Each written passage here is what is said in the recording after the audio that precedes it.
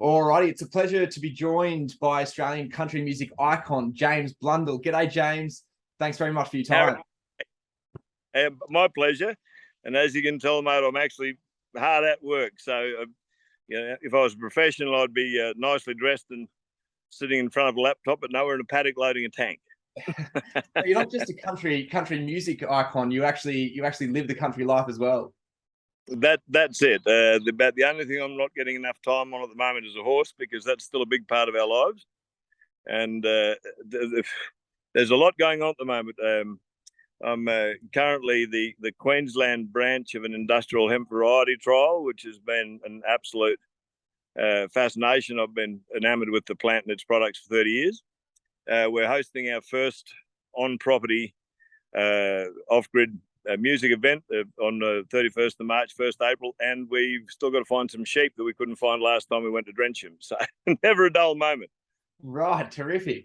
Now, you were born in Stanthorpe, I read, which is, of course, the home of the Apple and Grape Festival. But, of course, this month you'll be coming just up the road to Chinchilla for our biennial Chinchilla Melon Festival. I checked, and you are not one of the country music stars who's performed at this event before. What are you looking for about your first Chinchilla Melon Festival?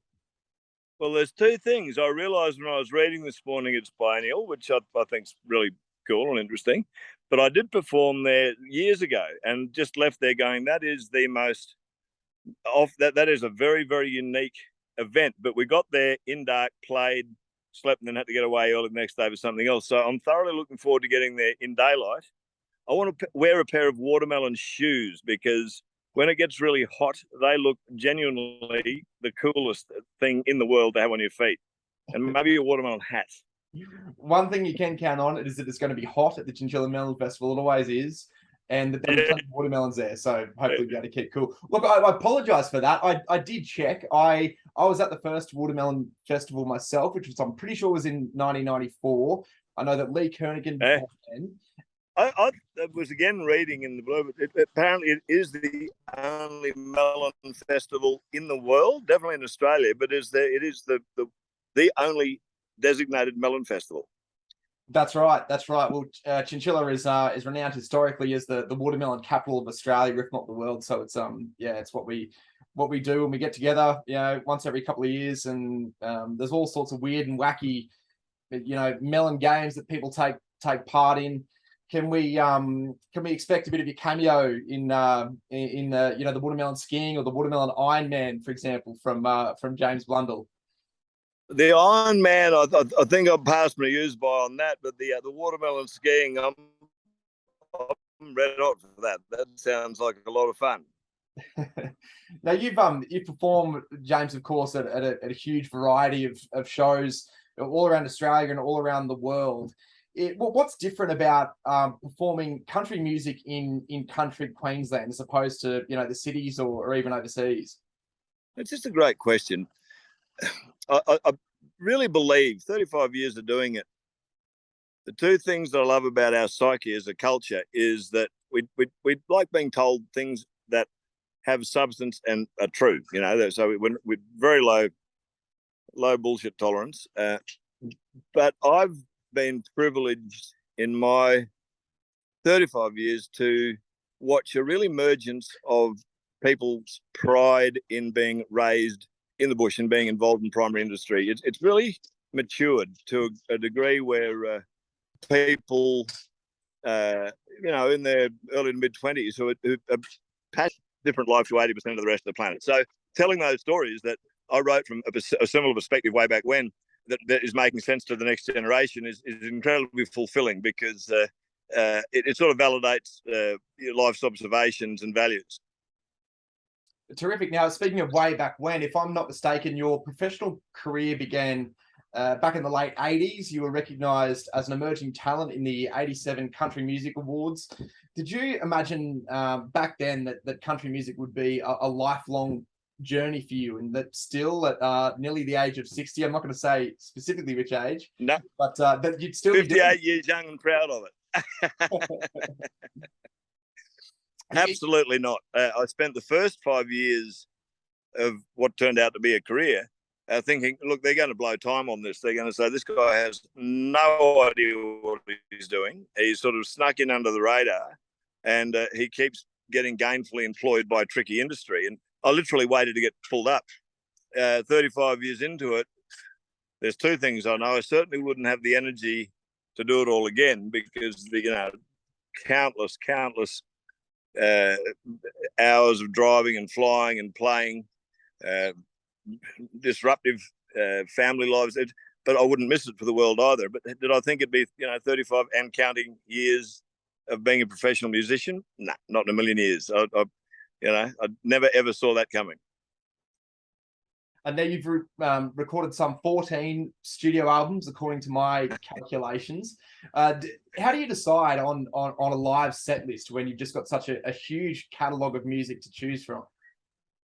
There's two answers to that question. The first being, it is early on the piece, I was always paranoid about lack of material, just going, oh, I've got enough songs. Now there's enough but the beauty of it is my oldest son, Briar, works with me a lot of the time, and he's made me revisit the early catalogue. And you don't realise until that happens that some people have been following the music for 30 years. And when they're given something from the first, second or third album, I guess it took a while for me to understand, because if I go to see the Rolling Stones and they don't play Ruby Tuesday, I feel ripped off, But that's a 40-year-old song for them. So at this stage of the game, there's two things that are very comfortable. I'm very happy sitting and playing either solo or with my son or with a six-piece band. And you sort of choose a theme of what the night or the performance looks like, but you can sort of ebb and flow and change it up if you can think, oh well, that song actually suits this whole dialogue and line of performance better, and you can just swap them. And that's a rare privilege and takes a lot of the anxiety out of it. Have you got a favourite song to perform? Actually, a favourite original and a favourite cover? Yeah, that's a perfect question.